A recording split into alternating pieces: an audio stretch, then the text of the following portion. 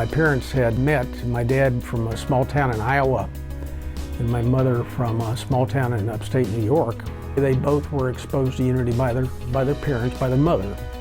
Both ended up going to work at Unity in 1935 when Unity was still headquartered on Tracy Street in Kansas City. When their romance began, when they became a couple, I'm not sure, but they ended up being married in November of 1937. Charles Fillmore did the wedding.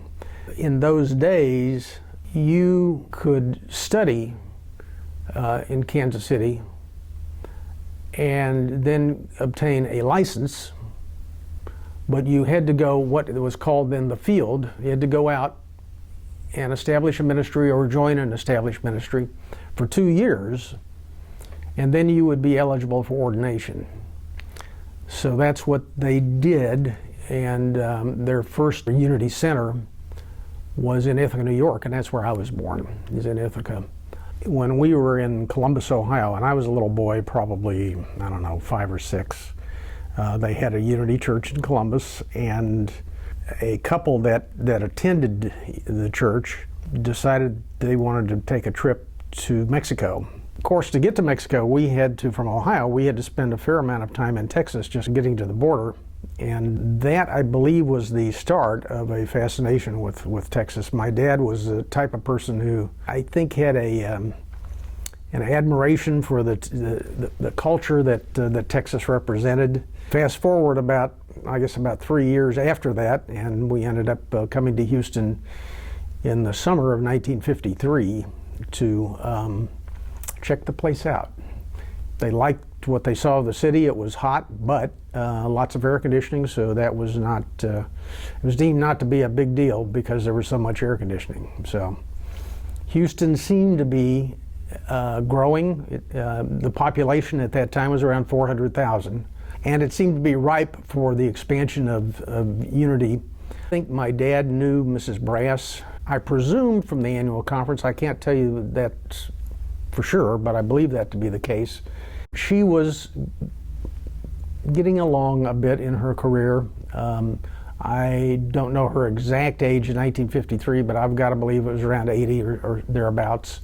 Mrs. Brass had done a wonderful job for many, many years, but she had not explored some of the mass media opportunities, such as getting Unity Viewpoint on the radio, that type of thing, and Dad was big into that. So it was certainly with her full knowledge that we came to Houston, and a couple of years later she decided to retire, and there was a meeting that basically resulted in the two congregations joining together.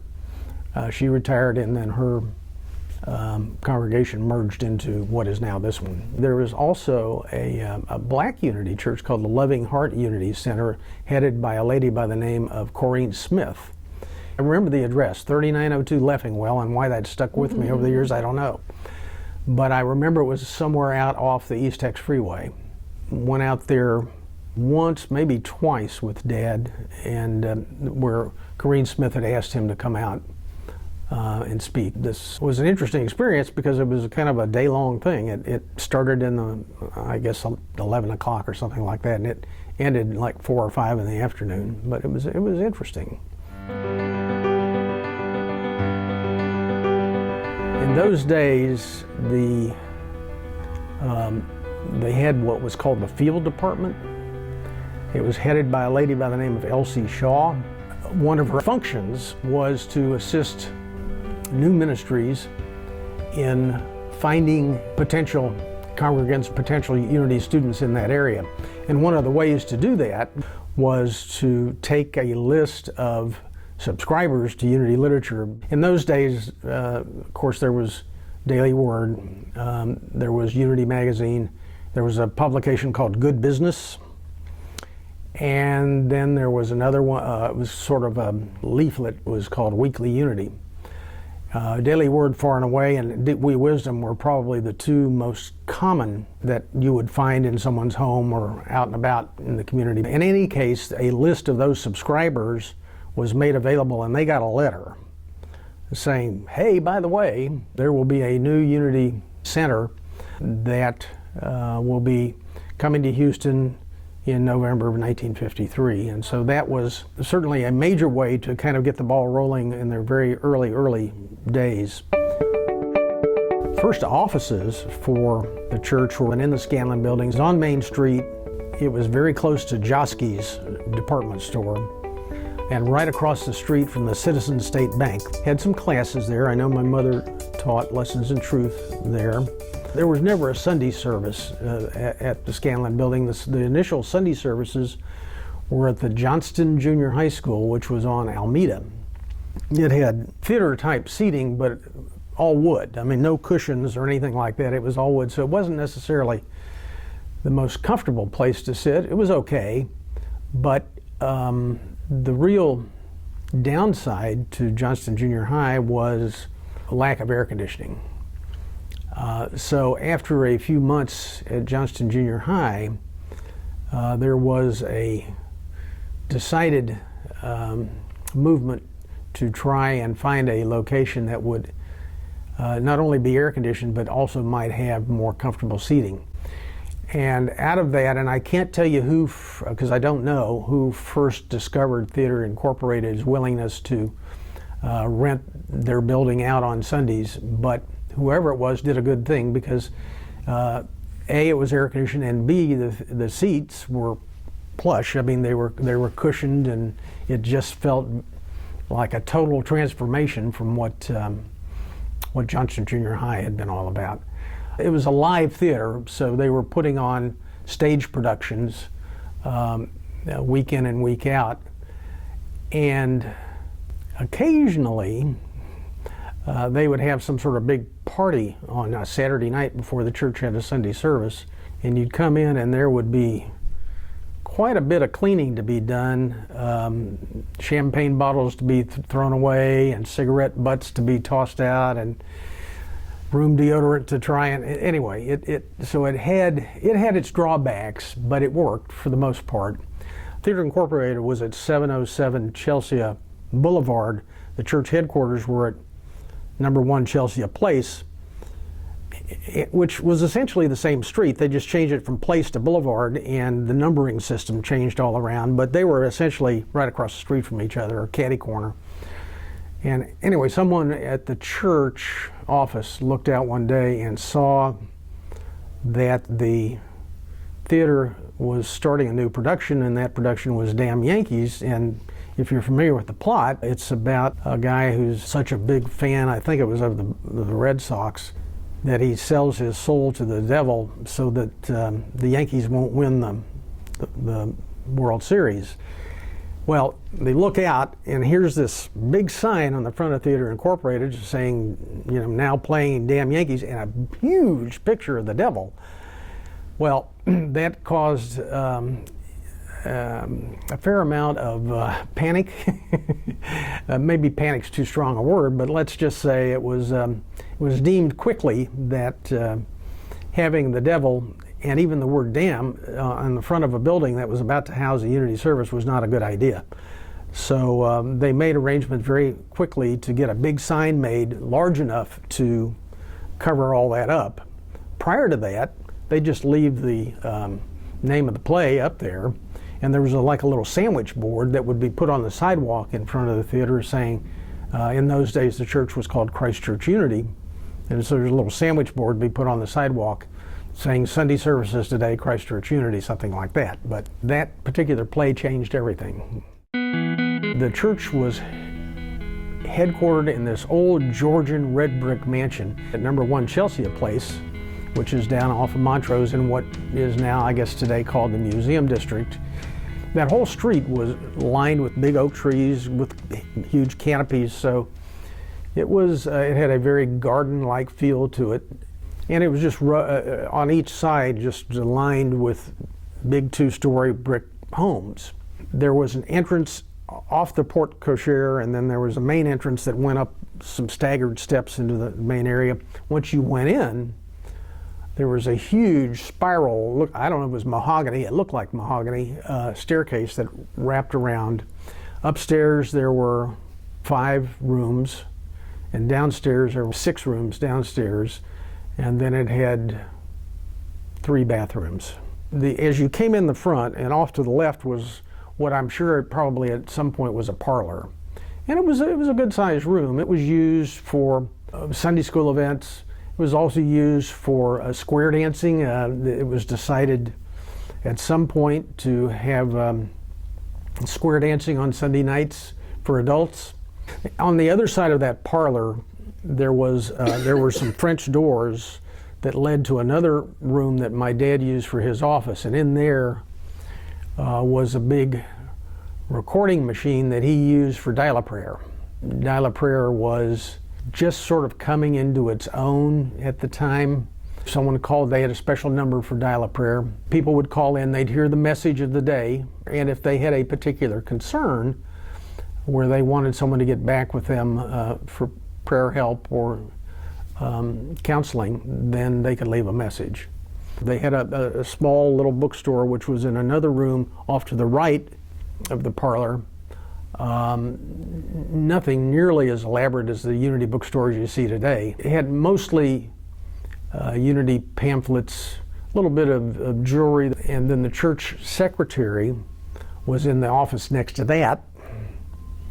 And then next to that was the kitchen, and then there was a little, I don't know what it probably would come closest to being called a mud room up north. I don't know what you would call it here, that led off the kitchen to the back of the house and would have gone back to the garage. And back there in that little mud room was a Coke machine where you could get a Coke for a dime. Mm-hmm. Yeah. Because when I was here 2 or 3 months ago, Michael said something about, oh, it's now all high-rises and condos. I thought, wow, that would really be a big change. So before I came here today, I drove down there just to see what it looked like now. And he's right. It's been totally renovated. I mean, that house where the church was located has been torn down. All the other big old Georgian type homes on that street, they're all gone. And it's high rises and businesses down there now.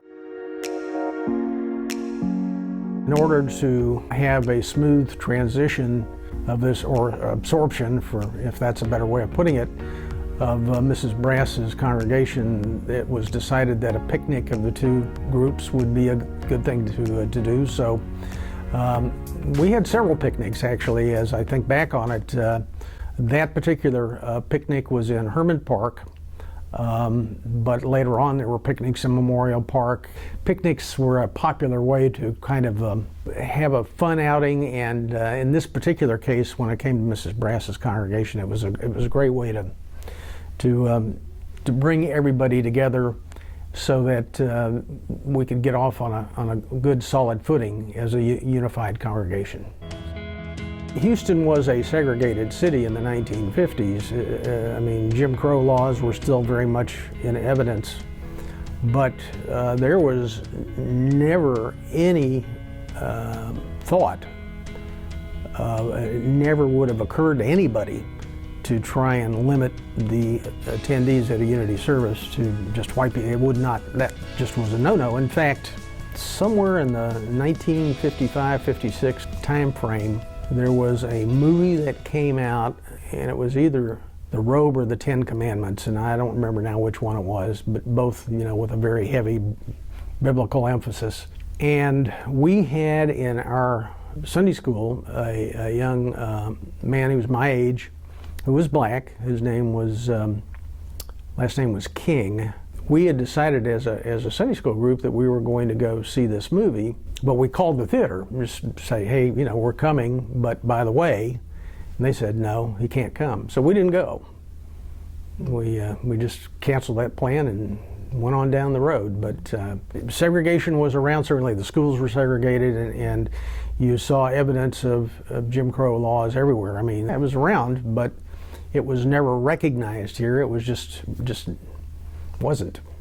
Everyone was welcome. I think Unity appealed then, and probably still today, to kind of a broad cross-section of people. We had, I remember the Hager family. He was an engineer at Cameron Iron Works. The Nielsen family, he was in sales for an oil tool company. We had Pauline McFarland, who was the secretary to the head of the Bel Air Chamber of Commerce. She was one of those that attended Mrs. Brass's service. And so she was one that came over in that flood. Her son, I still stay in touch with. He lives now in Buchanan Dam. He and I were good friends, but didn't know each other until the two congregations came together. There was Dick Gibson, who owned East End Transfer and Storage. There was a lady by the name of Gladys Donnelly, who was head of all the Southwestern Bell telephone operators in the city of Houston. Helen and Henry Sheik, that had the Houston Hearing Aid Center. George Einfeld, who was an art director at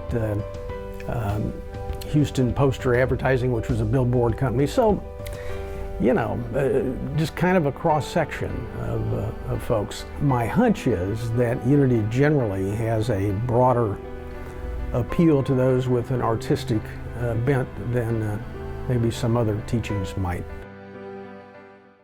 Dad was a big believer in the power of the radio, and he arranged to have a 15-minute broadcast on KLBS, which was 610 on your AM dial.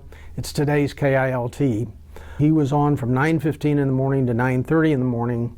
The Unity Viewpoint, which was basically written at Unity Village and then sent to various ministries around the country who had arranged for radio time. And so the same Unity message would go out, be it Houston, Peoria, Miami, wherever.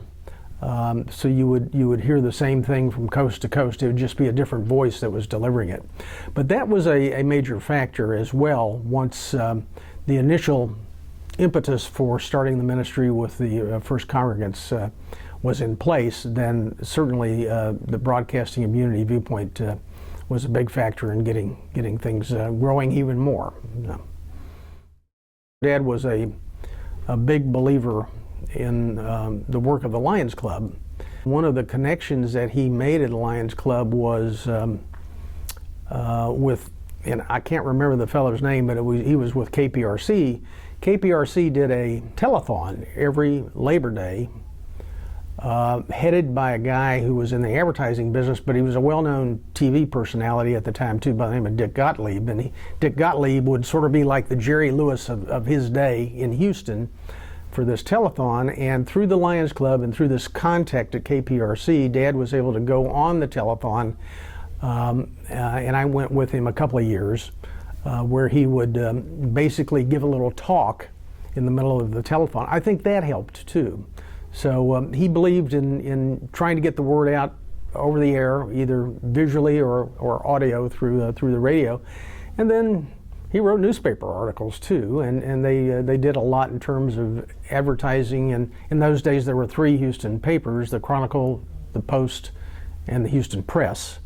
And all 3 ran some ads for the church, and they also would run an article or two every now and again. They would just go out and solicit articles on topics of the day from different area ministers, and Dad was certainly one of those that they got to write an article. So I think that helped.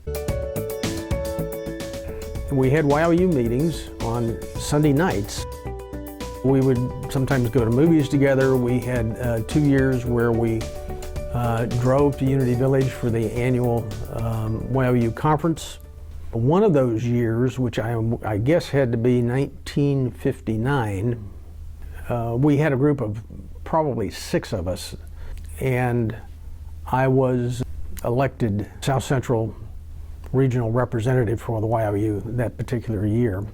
That conference and the conference the year before, I look back on my years of being exposed to Unity teachings and the good that they can bring about. There wasn't a kid in our group that didn't leave feeling as if they'd been transformed. It was a remarkable experience, totally transformational, as I said, and one that I still remember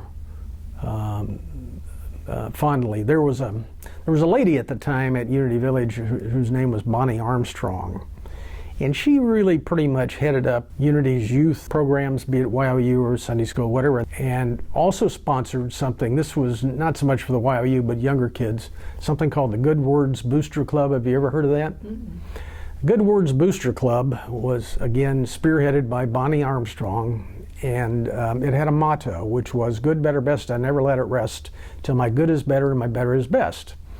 And you got a membership card to the Good Word Booster Club, and you got a little pin, which was a little gold pin that had the three monkeys, you know, hear no evil, see no evil, speak no evil.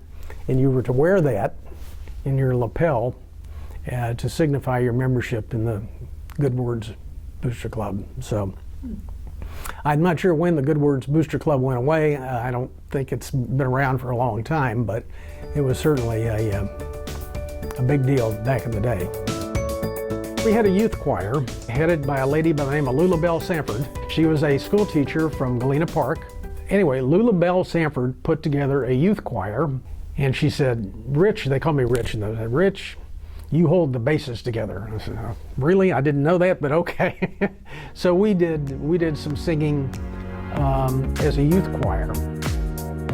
If you go back to the services at Johnston Junior High, I would say a typical service was 60, maybe 70 people, something like that. But once the theater was rented and services moved there, that theater seated probably in the 250, maybe even 300 range, something like that. And it would be pretty close to full every Sunday.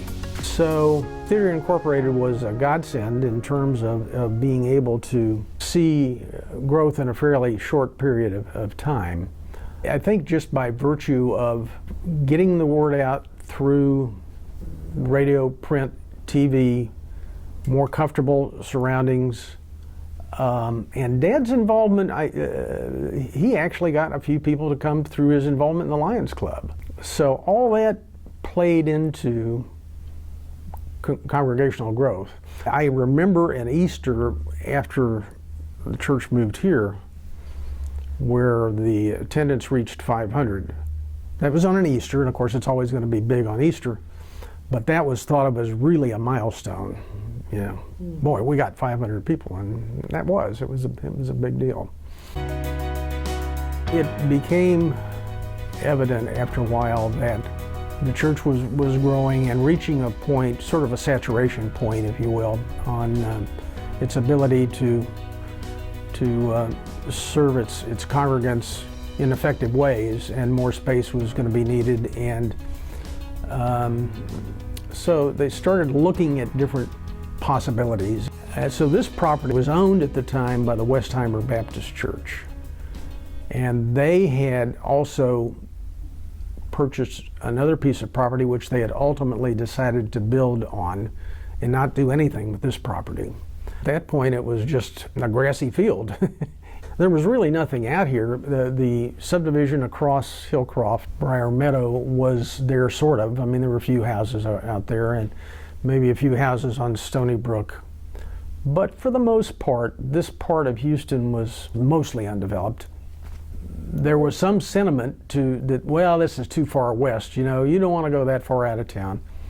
But then there was a study that indicated, well, you know, the city's kind of growing in a westward direction.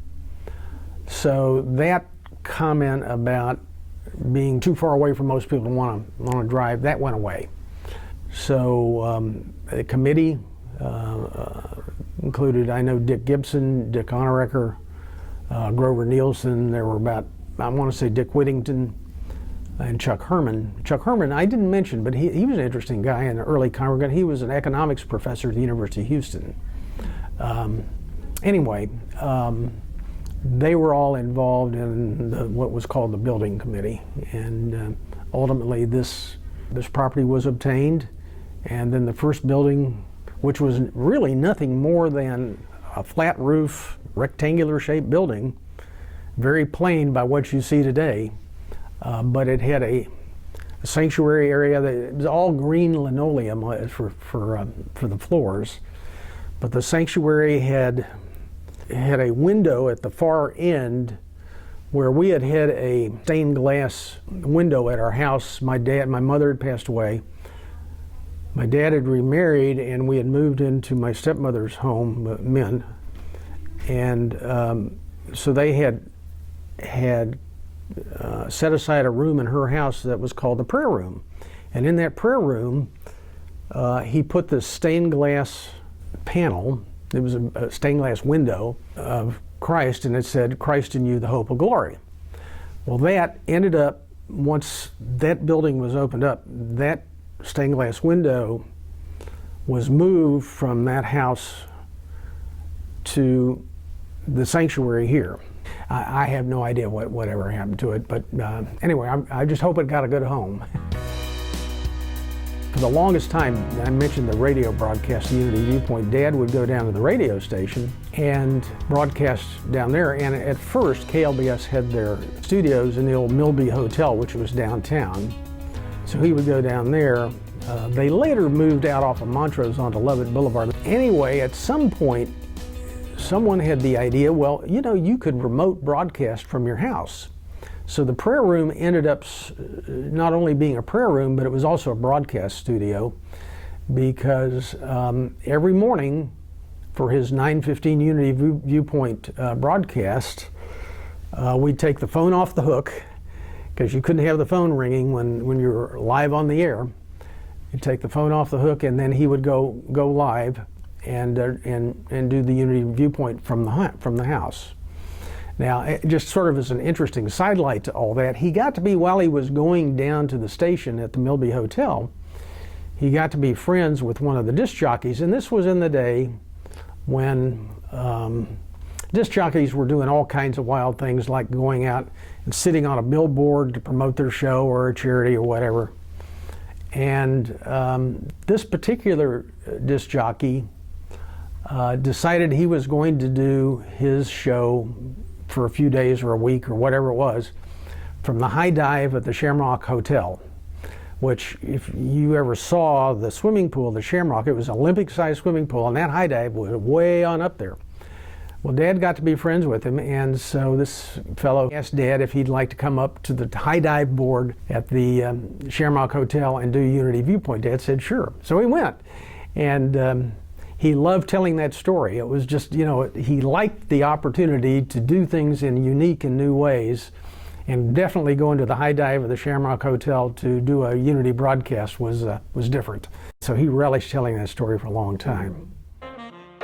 You know, this road here, what is today's Unity Drive, was called Park Drive Extension, and it was caliche. I don't remember exactly when it got paved. Now, Hillcroft was paved, and obviously Westheimer was paved. Voss Road was paved, Richmond was paved, but this Park Drive Extension was essentially caliche. The name got changed. Louise Roycroft, who is another key part of early Unity history, she was the church secretary for many years. She was very keen on the idea, with Dad's blessing, that the name of this street be changed from Park Drive to Unity Drive, so she petitioned the City Council for that, and it was approved, and so therefore Unity Drive was born. I have fond memories of some of the social things we did. I mentioned picnics earlier. There was one year there was a picnic in Memorial Park.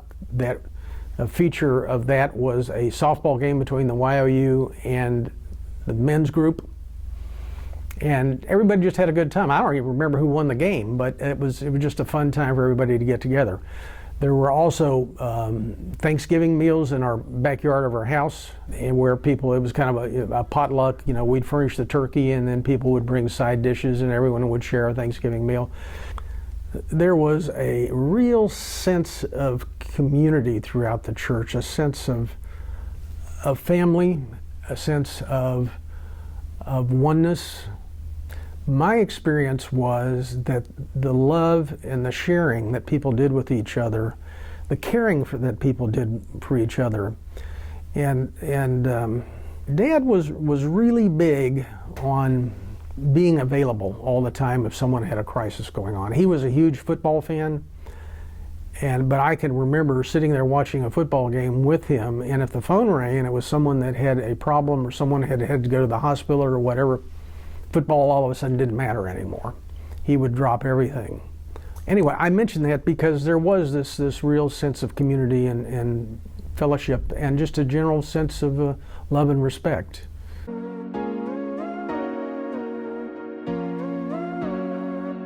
Vancouver came up. It was a surprise to me. I was in college, not really in a position to want to move, nor did I really want to move.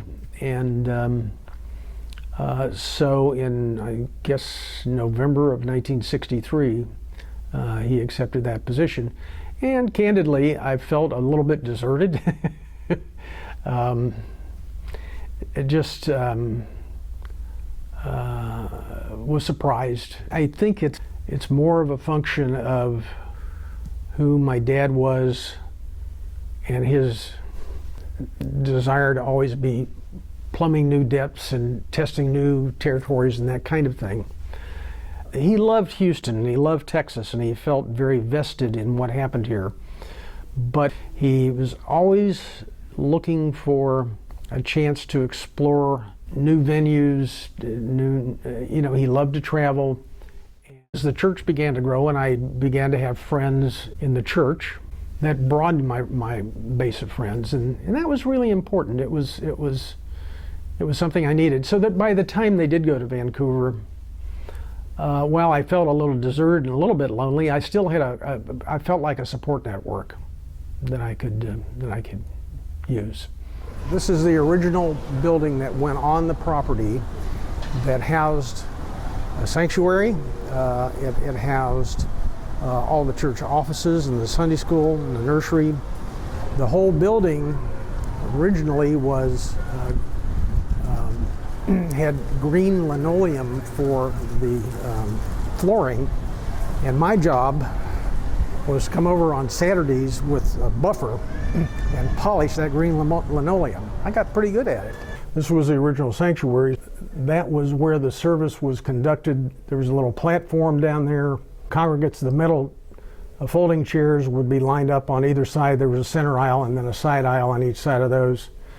And again, the green linoleum. Now this wall has been added because this was all one big room. This seated, I want to say there were in the neighborhood of about 250 of those metal chairs in here. And then when the service would end, there would be a center aisle. Dad would come down here and then greet everybody at the door and shake their hand as they left. There wasn't a lot of hugging in those days in Unity. I think hugging is a good thing, but in those days, there was a lot of handshaking. I have memories of Min, my stepmother, after my dad had passed away and she moved back here and rejoined the church staff. I have memories of her working in there, and that was definitely a kitchen at that point. She was a character. She had a good friend who worked here at the church by the name of Carolyn Allen, and they would go out and take ballroom dancing classes together. That was quite the deal. They'd dress up in their long chiffon dresses, and it was quite the occasion for them. Carolyn Allen passed away, I think 2 or 3 years before Min did, and her brother was Ray Walston, the guy who played the Martian on My Favorite Martian on TV. So he was here in this building for her service. A couple of things that come to mind that were interesting to me, at least, about Unity Viewpoint that when I was on the radio here was Ralph Yarborough, who was a U.S. Senator from Texas, happened to catch one of my dad's broadcasts when he was driving from Houston to Austin and wrote in asking for a copy. They would send copies to people that wanted a copy of it. So he did. I'm a Hog would listen and would get copies. And one time I walked into the church offices at Chelsea Place, and my junior high science teacher was there getting a copy, so even he was a listener. So it was it was interesting to see and these were people that didn't come to church, but they were people who obviously were interested in what the Unity message was and how it resonated with them in their particular life. So this was actually my dad's office. Back when he was here. He left here in 1963, but this was his office when he was. Oh, okay. This building was put up in 1961, so this was where he officed.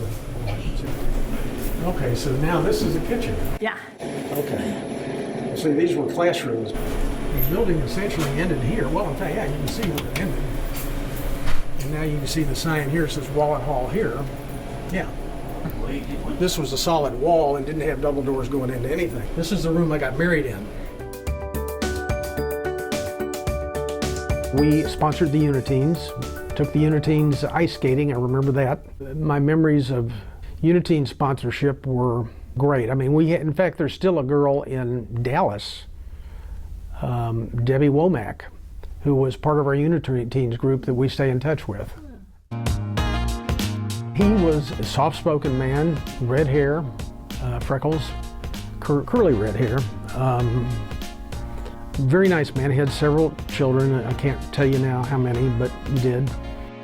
Bob Wallet was responsible for the building of Wallet Hall, which was the next section to be built after the first little rectangular building that was put up when my dad was here. And it was nice. I mean, it had comfortable theater seats. It had a very traditional church look to it. Mm-hmm. Yeah.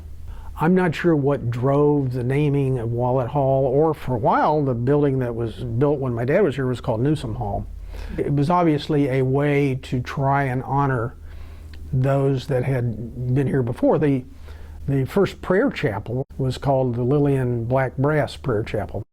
Well, there's always been a great sense of stability. I went on the church board and then ended up as president of the board at the time that John Rankin was here. Bob Wallet had left.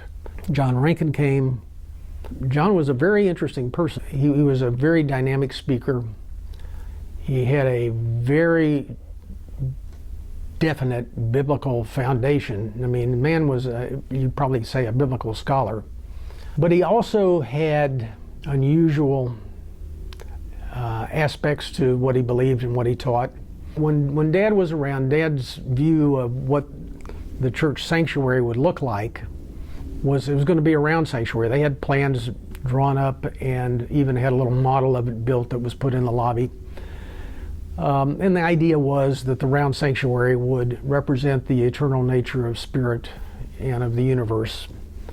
John, on the other hand, when he came, he had this dream or vision about the pyramid, and even put together the little booklet explaining how all that had come to him. And there were, at the time, some people that felt a pyramid was maybe a little bit too out there. So John explained that, well, if you look at a pyramid, and this is certainly true, then look at the geometry of a pyramid, there's 4 sides, and each side of a pyramid is a triangle, so you got 3 legs. So basically you have 12 things pointing up to a common top, and that's the 12 disciples pointing toward Christ. And so when he explained it that way, people said, well, okay, you know. And the pyramid was a beautiful structure, and it still is. Ultimately, John left and formed another church outside Unity for a while, but he ended up in Muskogee, Oklahoma.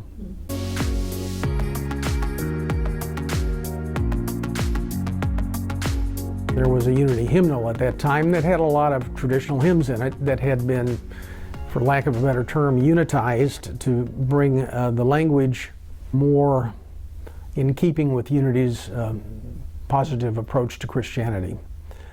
The service would open, there'd be a meditation. There would certainly, if you look today at a Unity service, some of the things that are still around, the statement, there's only one presence and one power in the universe, in my life, God the good omnipotent. That was around then, still around now.